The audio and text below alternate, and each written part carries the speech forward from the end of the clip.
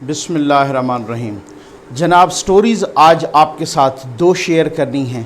پہلی بات یہ ہے کہ حکومت پاکستان نے پی ٹی آئی کی گورنمنٹ نے بھنگ کی کاشت اور خرید و فروخت کی اجازت دے دی ہے، باقاعدہ قانونی اجازت دے دی ہے۔ اس پہ بات کریں گے اور پھر مین بات کریں گے اس پر کہ وہ فرانسیسی میگزین، وہ شیطانی میگزین ایک دفعہ پھر اس نے چارلی ہیبڈو نے ایک دفعہ پھر حضور کریم صلی اللہ علیہ وآلہ وسلم کے توہین آمیز خاکے جاری کر دیے ہیں۔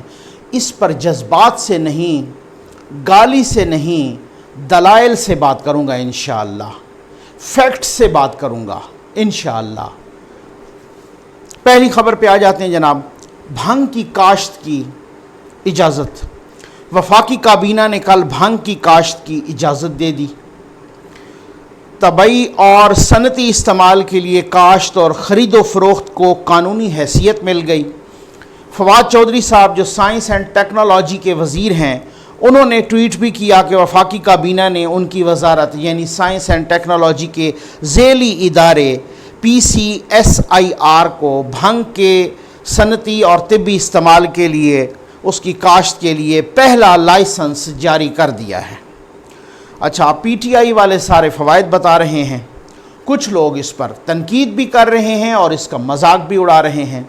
نہ میرا اس طرح کا مزاج ہے اور نہ ہی میری اس طرح کی تربیت ہے کہ میں جناب تنقید برائے تنقید پر جاؤں۔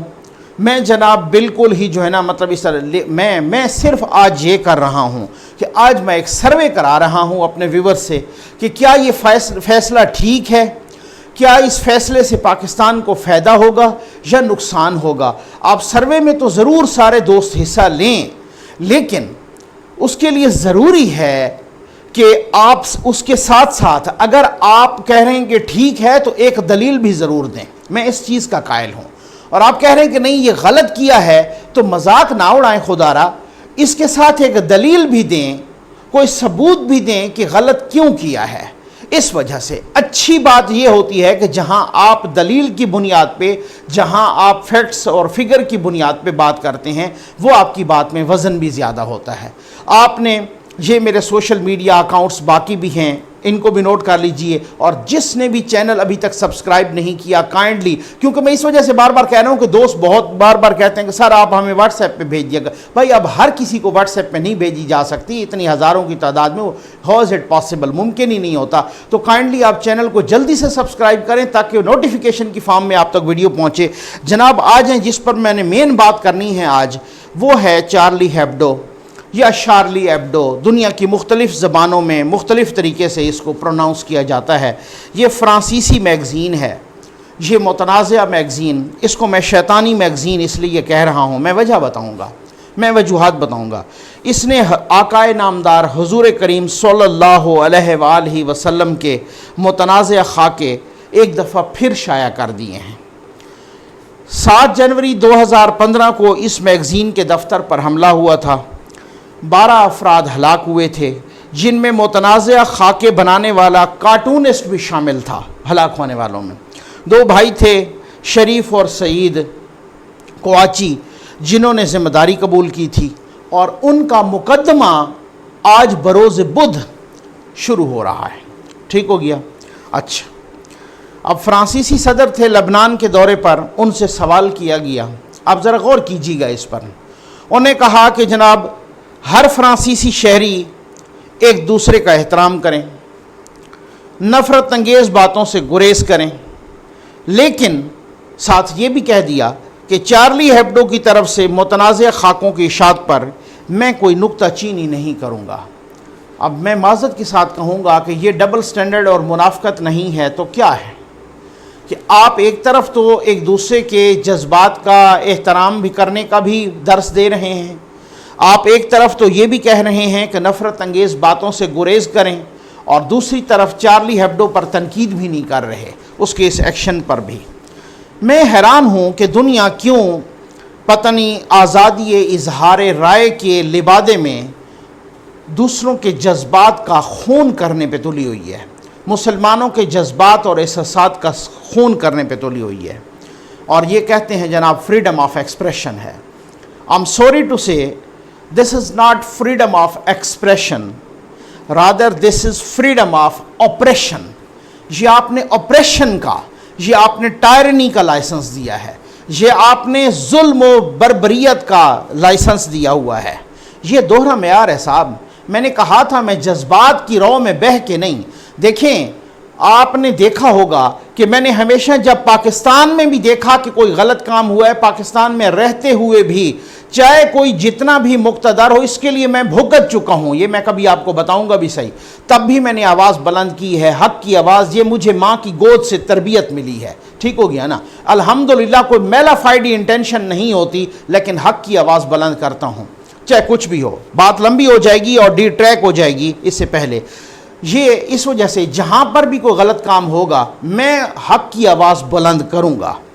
آپ ذرا دوہرا معیار دیکھیے, انصاف کیجئے. میں نے کہا میں دلائل پہ بات کروں گا اور میں حقائق پہ بات کروں گا.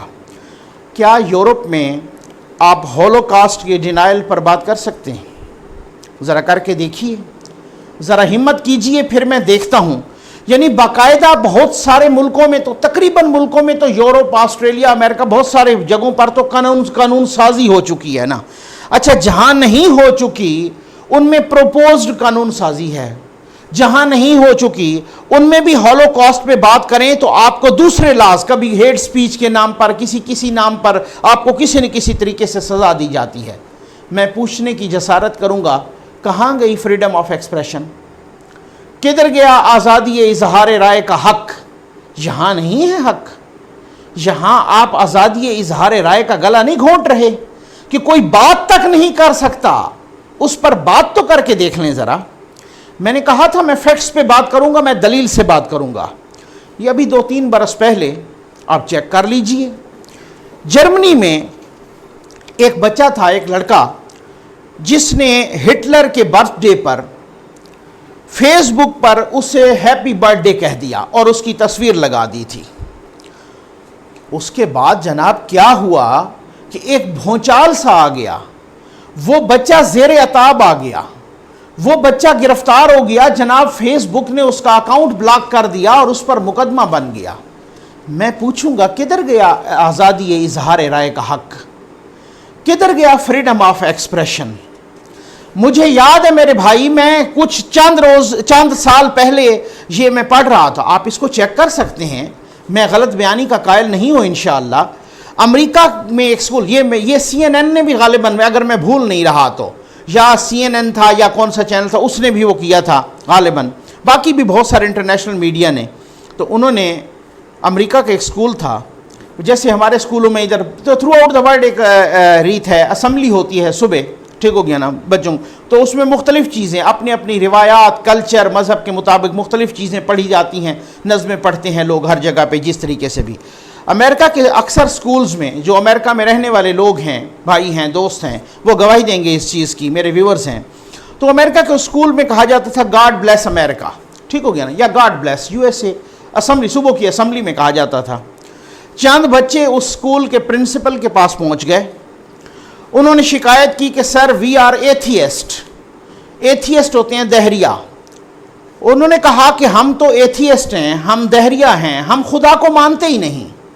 جب ہم خدا کو مانتے ہی نہیں تو آپ ہم سے کہلوا رہے ہیں کہ گاڈ بلیس امریکہ.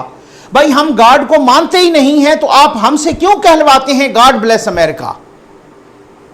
اب انہوں نے جیسے ہی ان ایتھیسٹ بچوں نے پرنسپل سے شکایت کی, پرنسپل صاحب نے, اس سکول کے پرنسپل صاحب نے دوسرے, یہ فاکس نیوز تھا غالباً, ہاں مجھے اب یاد آ گیا, انہوں نے بھی اس کو کوٹ کیا تھا, فاکس نیوز نے, اس پرنسپل نے اسمبلی میں رکوا دیا کہ آئندہ کے لیے اسکول میں صبح کوئی گاڈ بلیس امریکہ نہیں کہے گا, کیونکہ مجھے چند ایتھیسٹ بچوں نے, دہریہ بچوں نے, انہوں نے شکایت کی ہے کہ سر ہم تو خدا کو مانتے ہی نہیں ہیں, we don't believe in God, we don't believe in the existence of God. ان کے بقول وہ کہہ رہے تھے, اور ہم اس وجہ سے جب مانتے ہی نہیں ہیں ہم کیوں کہیں گاڈ بلیس امریکہ؟ آپ یقین کیجئے میں حیران ہوں کہ دنیا چند بچوں کے احساسات کا اتنا احترام کیا جاتا ہے کہ پورے سکول میں گاڈ بلیس امریکہ کا جملہ رکوا دیا جاتا ہے. اور تقریباً 2 ارب مسلمانوں کے احساسات اور جذبات کا کوئی قدر نہیں ہے. صرف فریڈم آف ایکسپریشن، صرف آزادی اظہار رائے کی بنیاد پر یا اس کے لبادے میں ان کے احساسات کا خون کیا جا رہا ہے، ان کے احساسات اور جذبات کو مجروح کیا جا رہا ہے. میں انتہائی احترام سے کہوں گا، میں نے کہا تھا میں دلیل سے بات کروں گا یا فیکٹ سے بات کروں گا. آپ یہ یورپ میں، امریکہ میں رہنے والے تقریباً تمام جو وکلا حضرات ہیں، جو قانون کے طالب علم ہیں، وہ سارے میری اس بات کی گواہی دیں گے. سیلف ڈیفنس کا لا ہے، عام طور پہ پڑھایا جاتا ہے قانون میں اور آئین میں، اور لا جو کرتے ہیں لوگ، ہمیں بھی پڑھایا گیا تھا. تو سیلف ڈیفنس کا یورپ ہو، امریکہ ہو، آسٹریلیا ہو، پوری دنیا میں تقریباً دنیا میں میں نے تقریباً دیکھا ہے، ٹھیک ہو گیا نا. تو کہا جاتا ہے، یعنی سیلف ڈیفنس سے یہ مراد ہے کہ اگر کوئی آپ پر حملہ کر دے تو آپ کو اپنی جان بچانے کے لیے واپسی آپ کا حملہ جائز تصور کیا جاتا ہے. وہ ایکسکیوز کے طور پہ نہیں لیا جاتا، بلکہ وہ جسٹیفیکیشن کے طور پہ لیا جاتا ہے دنیا کی تقریباً تمام عدالتوں میں، کیونکہ اس پہ خاص طور پہ لاز کوڈیفائی ہو چکے ہیں. ٹھیک، میں انتہائی ادب سے کہوں گا کہ ایک جان پر حملہ، اگر جوابی آپ حملہ کرتے ہیں تو اس کا ڈیفنس تصور کیا جاتا ہے، آپ پہ مقدمہ نہیں بنتا. دنیا کے اربوں مسلمان جو رسول پاک صلی اللہ علیہ وآلہ وسلم پر اپنی جان، مال، عزت، آبرو، ماں باپ قربان کرنے کے لیے تیار ہیں، جب اس رسول عربی صلی اللہ علیہ وآلہ وسلم کی عزت پر حملہ ہوگا تو کیا یہ آزادی اظہار رائے کے زمرے میں آئے گا؟ صاحب، جب جسم گھائل ہو جائے نا، جب جسم گھائل ہو جائے تو بھر جاتا ہے، تو اس کا زخم بھر جاتا ہے.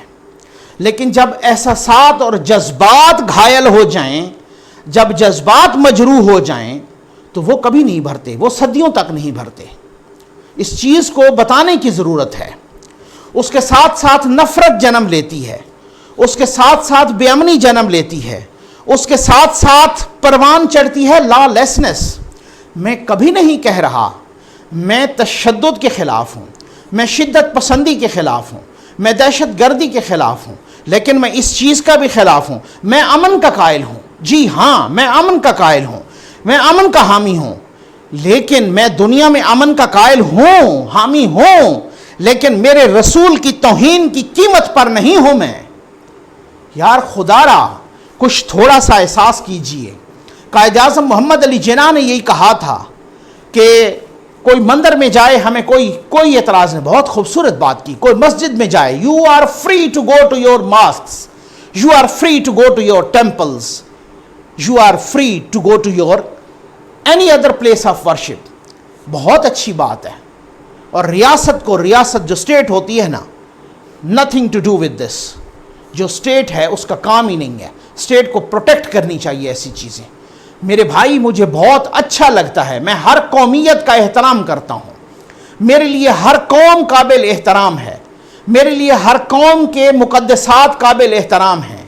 آپ جب اس طریقے سے مجروح کرتے ہیں کسی کے احساسات اور جذبات تو اس وقت، لیکن مجھے افسوس اس بات پہ ہے کہ مسلمان کیا کر رہے ہیں. میں یہ کبھی نہیں کہہ رہا کسی پہ ایٹم بم پھینک دیں، کبھی نہیں کہہ رہا اس سے غلط مقصد نہ لیجئے گا. میں کبھی نہیں کہہ رہا کسی پہ چڑھ دوڑیے، ویسے آپ میں ہمت ہی کوئی نہیں، لیکن میں کبھی نہیں کہہ رہا، میں اس چیز کا قائل ہی نہیں ہوں. میں امن کا پرچار کرنے والا بندہ ہوں. میری ہر ویڈیو میں آپ نے دیکھا ہوگا میں نے بہت مشکل ٹاپکس پہ بات کی. مسلمان کیا کر رہے ہیں؟ مورخ لکھے گا کہ جب مسلمانوں کے رسول کی توہین ہو رہی تھی اس وقت عرب ممالک اسرائیل کو تسلیم کر رہے تھے. بس یہی بات، اتنی سی بات ہے.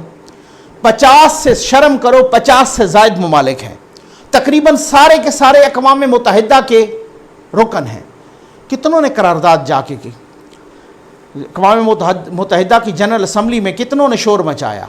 سیکیورٹی کونسل میں کتنوں نے کہا کہ قرارداد جو ہیں، جو نان پرماننٹ ممبر ہیں، ان میں سے بھی آج بھی دیکھ لیں مسلمان ہیں. سیکیورٹی کونسل کے جو 10 نان پرماننٹ ممبر ہوتے ہیں ان میں چیک کریں مسلمان ہیں کہ نہیں ہیں. جنرل اسمبلی میں کتنے مسلمان ہیں؟ کسی نے شور مچایا؟ آج تو میں حیران ہوں کہ ہمارے پرائم منسٹر صاحب کہ جو بڑا اپنے آپ کو رجب طیب اردغان ثابت کرنے کی کوشش کرتے ہیں، انہوں نے بھی ٹویٹ نہیں کیا. کوئی اپوزیشن نے ٹویٹ مجھے تو نہیں نظر آیا کسی قسم کا. مجھے تو اس طریقے سے میڈیا میں بھی اس کو ہائی لائٹ کرنے ہوئے، بھائی آپ امن قائم رکھیں، میں امن کا داعی ہوں، پیس قائم رکھیں، but peace at not the cost of insult of holy prophet peace be upon him صلی اللہ علیہ وآلہ وسلم، not at the cost of insult of حضور کریم صلی اللہ علیہ وآلہ وسلم. بس یہ خیال رکھیں کسی کے جذبات کا، یہ خیال رکھیں کہ دنیا میں امن ایسے قائم نہیں ہوتا، کسی کے جذبات کا خون کر کے ایسے امن قائم نہ کریں. یہ حکومتوں کو چاہیے کہ وہ باقاعدہ لیجسلیشن کریں تاکہ قانون کی جہاں وائلیشن ہوگی تو وہاں پہ پکڑ بھی ہوگی. جہاں آپ کا قانون ہولوکاسٹ پہ تو آپ بناتے ہیں، یہاں نہیں بناتے، یہاں نہیں بناتے. اگر آپ ہٹلر کو کوئی لڑکا ہیپی برتھ ڈے کہہ دے تو وہاں تو آپ کی غیرت جاگ جاتی ہے، وہاں تو آپ کو نقص امن عامہ کا نظر آ جاتا ہے، یہاں پہ نظر نہیں آتا. امید ہے آپ کو ویڈیو پسند آئی ہوگی. آپ کا بہت بہت شکریہ.